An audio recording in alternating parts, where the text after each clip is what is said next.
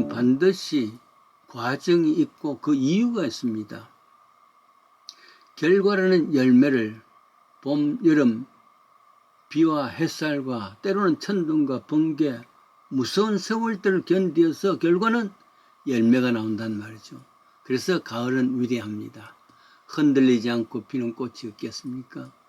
흔들리는 모든 폭풍 시달리고 또 흔들리며 견디왔으니 이제 그 결과가 되는 열매가 맺는단 말이죠. 그 과정은 어둡고 참 숨겨질 때도 있습니다. 그러나 결과는 나타납니다. 한국에서 제 생각에 말이죠. 1900년대에 훌륭한 몇 사람의 인재들을 하나님께서 허락하셨습니다. 가난한 나라인데 어려운 나라인데 여기에 거기에다가 또 일본이라는 강국에 사로잡혀서 먹히고 나라 잃은 세대 아니겠습니까? 그런데 1901년에서 1910년 사이에 매우 훌륭한 사람을 이 땅에 허락해 주었습니다. 저는 그 사람들을 이병철, 그리고 삼성의 이병철이죠. 현대를 세운 정주영, 그리고 혁명을 일으켰던 박정희 대통령이라 감히 말하고 싶습니다. 이로 인해서 가난했던 그 나라가 세계 10대 무역국으로 벌떡 서 있었단 말이죠.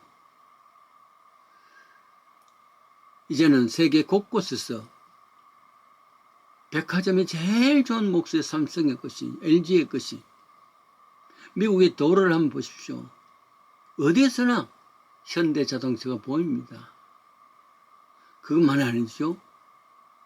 이 두 사람을 정말 뒤에서 백감하면서 이끌어준 박정희 대통령 대단합니다. 물론 지금도 그에게 호불호가 있고 그 무덤에 침을 뱉으라는 사람도 있습니다만은 오늘의 한국이라는 결과는 그 이유로 박정희 대통령을 제1이유로 꼽을 수밖에 없습니다. 물론 이렇게 하신 하나님께 감사하는 것이었죠. 저는 얼마 전에 1964년 12월 10일 서독에 파견된 간호사 그리고 광부를 찾아가 눈물을 흘리는 그런 연설을 다시 보게 됐고 듣게 되었습니다.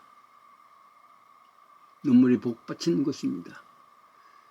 서독 대통령의 초청으로 서독에 갈 비행기가 없습니다. 그래서 서독 대통령이 보내진 비행기로 28시간 비행해서 서독에 도착합니다. 그때 당시에 한국의 연소득은 개인이 100불이라 그랬습니다. 그러나 서독은 이미 라인강의 기적이라 해서 우리 한국과는 비교할 수 없는 문명국이 되어 있었답니다. 저들은 사람들이 필요해서 모자라는 인력을 외국에서 데려옵니다. 그때만 해도 한국의 간호사들 그리고 또 막장에서 일할 수 있는 광부들 많이들 갔습니다. 함보르는 광산에서 약 600명 교포들이 모였습니다. 주로 광부와 그리고 간호사였습니다. 이때 박정희 대통령이 연설한 내용입니다. 여러분, 만리 타양에서 이렇게 상봉하니 감개무량, 조국을 떠나 이곳 남의 땅에서 얼마나 노고가 많습니까? 벌써 여기저기서 울기 시작했지만 이때부터는 원고 대신 대통령의 마음을 전달합니다. 조금 더 조국의 명예를 걸고 열심히 일합시다. 우리 생전에는 이루지 못한다 하더라도 후손을 위해서 터전이라도 닦아놓읍시다. 다시는 외국에 팔려가지 않게 여기저기서 눈물을 흘리고 통곡이 시작했다 그럽니다. 대통령도 눈물 흘리고 서독 대통령이 손수건을 보내줬다 그러죠. 서독 대통령이 손수건을 주었는데 그것으로 눈물을 닦으면서 통곡을 했다 그럽니다. 마친 후에 유경수 여사 옷자락을 잡고 어머니 놓아주질 않았다 그럽니다. 가난한 나라에서 이영만리 타국당에서 수천 지하에서 고생하는 광부들 굳은 시체를 그 덩치 큰 이방인들의 시체를 닦으며 힘든 병원송을 했던 간호사들 한국에 있는 고국에 있는 배골이 하는 백성들 친척들 가족들을 생각하면서 조금만 더 참으십시다 울면서 이랬다 그러지 않습니까? 광부들은 같이 온 리북에 서독 대통령께 큰절을 하면서 울면서 고맙습니다. 한국을 도와주십시오. 우리 여기서 열심히 일하겠습니다. 박정희 대통령 도와주십시오. 돌아오는 차 안에서도 박 대통령은 손수건을 통곡을 했다 그럽니다. 서독 대통령이 함께 울면서 대통령 울지 마십시오. 우리가 도와드리겠습니다. 박정희도 도착 후에 기자들을 붙잡고 무슨 일이 있어도 우리 온 국민이 밥이라도 제대로 먹게 할 수 만들겠습니다. 약속했습니다. 기자들도 대성통곡했다 그러잖아요. 이러한 마음들이 모여서 그 이유가 되어서 지금의 결과 한국이 된 겁니다. 성장 이유입니다. 근본적인 이유입니다.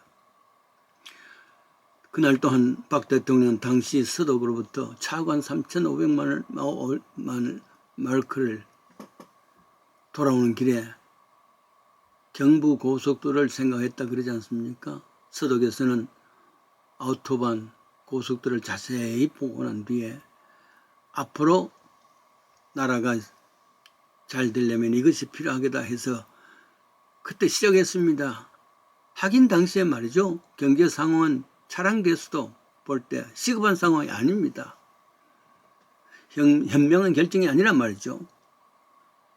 국제개발은행에서도 안 된다. 부정적이었습니다. 그 당시에 우리 나라 전체 차량이 6만 대 그리고 도로 포장은 겨우 8%라. 그럼에도 불구하고 1968년 2월에 착공해서 430km 고속도로를 2년 5개월 만에 완공을 합니다. 당시 부산은 서울 15시간이 필요했는데 5시간을 단축했습니다. 대역사를 이룬 겁니다. 그런 이유가 혹은 이병철, 정주영, 또 박정희 이런 사람이 있다 할지라도 저는 그것보다도 더 큰 이유가 있습니다. 보이지 않는 이유입니다. 당시 세계를 다니면서 부흥회를 이끌던 빌리 그람 목사님의 말입니다. 세계를 다니면서 느낀 것이 많다. 카나다에 갔더니만 새벽 숲속에서 지저귀는 새소리에 눈을 떴다. 아, 이날은 정말 자연을 축복으로 주셨구나. 일본에 갔더니만 새벽부터 자동차 소리, 공장 돌아가는 소리. 와, 이날은 산업화에 축복을 주셨구나. 그리고 고요한 나라 한국에 왔더니 새벽에 여기저기서 종소리가 나는데 보니까 교회당 종소리였다. 도저히 있을 수 없어 그 교회당 같은 수많은 성도들이 주여 주여 외치는 이 나라 큰 영적 축복을 주셨구나. 그 글을 읽은 일이 있습니다. 말하자면 사람을 하나님께 주셨지만 그보다 근본적인 것은 수많은 하나님의 백성들이 엎드려서 하나님의 새벽 예배를 통해서 간구했던 기도의 제목이 그 이유 때문에 결과가 나왔단 말이죠. 그렇습니다. 하나님은 가난한 나라, 잃어버린 나라, 한국에 그것도 동시에 훌륭한 세상을 보내셨지만 그것보다 더 중요한 것, 새벽에 엎드려서 부르짖던 수많은 백성들에 의해서 결과가 이루어졌다. 이렇게 믿습니다.